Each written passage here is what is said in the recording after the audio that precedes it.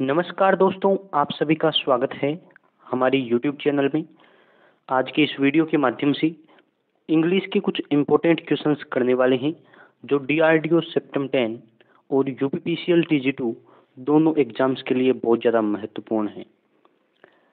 इस प्रकार के क्वेश्चन आते हैं तो आपको कौन सा कॉन्सेप्ट लगाना है और किस प्रकार से उसका आंसर सेलेक्ट करना है आपको डिटेल से बताएंगे। यदि आप हमारे चैनल पर पहली बार आए हैं तो इसे सब्सक्राइब कर लीजिए और डीआरडीओ एंड यूपीपीसीएल टीजी2 की एक मिक्स प्लेलिस्ट बनाई है, उस पर एक बार विजिट जरूर करें। आई होप आप सभी को कंटेंट पसंद आएंगे और वीडियो को भी लाइक जरूर करेंगे। चलिए शुरू कर लेते हैं। इससे पहले आप इस प्लेलिस्ट पर जरूर विजिट करें। प्लेलिस्ट आपको दिखाई दे रही होगी। डीआरडीओ एंड यूपीपीसीएल टीजी2 दोनों को एक ही नाम से यानी कि दोनों की मिक्स प्लेलिस्ट बना दी है। इसमें 20+ वीडियोज हैं जो सभी नॉन टेक के हैं, तो आप जाकर एक बार विजिट कर सकते हैं।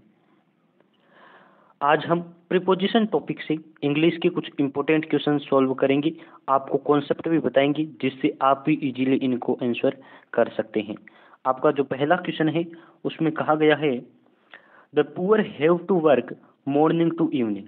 यदि आपको इस प्रकार का सेंटेंस दिखाई दे तो किस प्रकार से इसका आंसर लाना है, उसके लिए आपको ये कॉन्सेप्ट लिख लेना है। नोटबुक उठाइए और ये कॉन्सेप्ट लिखिए कि जब भी कोई कार्य शुरू होता है, जिस टाइम से शुरू होता है उस टाइम से पहले आपको फ्रॉम लगाना होता है और जिस टाइम तक चलता है उससे पहले टू लगाते हैं। तो इसमें आपको सेंटेंस का अर्थ समझ आ रहा होगा। मॉर्निंग से काम शुरू किया है और इवनिंग तक कर रहा है, तो मॉर्निंग शुरू हुआ है उससे पहले आपको फ्रॉम वाला प्रीपोजिशन यूज करना है और इवनिंग को एंड हुआ है उससे पहले आपको टू प्रीपोजिशन लगाना है। आप सभी को कॉन्सेप्ट समझ आ गया होगा। ऑप्शन नंबर सी की तरफ चलेंगे। नेक्स्ट जो आपका क्वेश्चन है, दूसरा आप सभी के सामने क्वेश्चन है आई गोट योर पार्सल ट्यूजडे। और जब भी इस प्रकार की तो आपको ये खाली जगह देखनी है और उसके बाद में जो वर्ड लिखा है उसे देखिए। जब भी किसी डेट और डे के बारे में बात की गई हो, यानी कि खाली जगह के बाद कोई डेट दे रखी हो या फिर कोई डे का नाम दे रखा हो, तो आपको ऑन प्रीपोजिशन लगाना है, जैसा कि आपके ऑप्शन नंबर डी में दे रखा है। आई गोट योर पार्सल ऑन ट्यूजडे यहाँ राइट आंसर रहने वाला है। तीसरा क्वेश्चन है he spoke on the subject 2 hours regularly.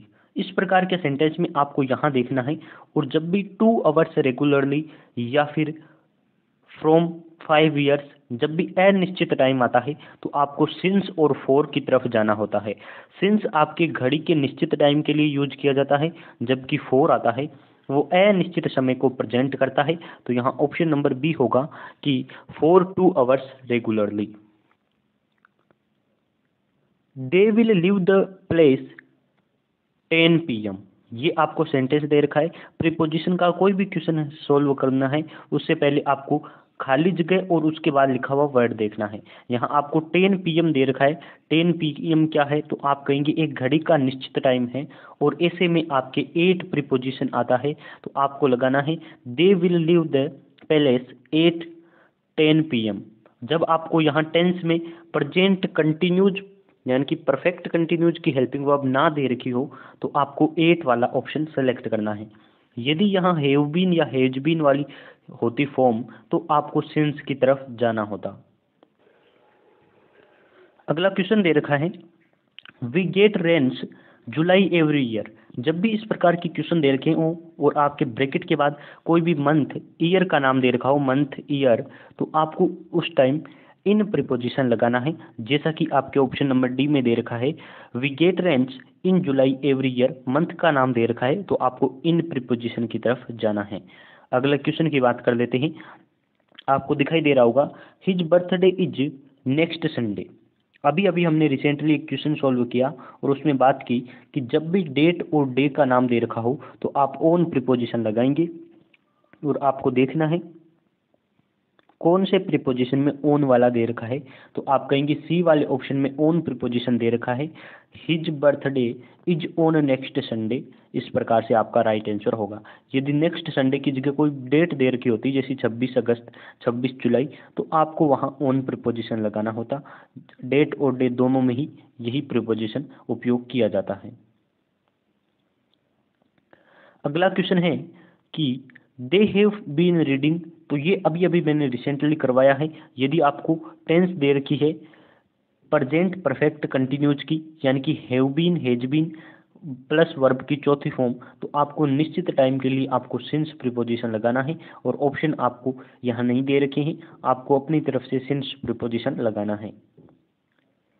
He writes a pen, और इस प्रकार के क्वेश्चन में आपको क्या करना होता है, जब कोई कार्य किसी कर्ता द्वारा किया जाता है यानी कि सब्जेक्ट द्वारा संपूर्ण किया जाता है, तो वहाँ आपके सब्जेक्ट से पहले बाई आता है, लेकिन जिस वस्तु की सहायता से किया जाता है उस वस्तु के नाम से पहले आपके विद आता है। तो पेन की सहायता से लिखा जा रहा है, आपको विद प्रीपोजिशन की तरफ जाना है। ऑप्शन नंबर डी इसका सही आंसर है।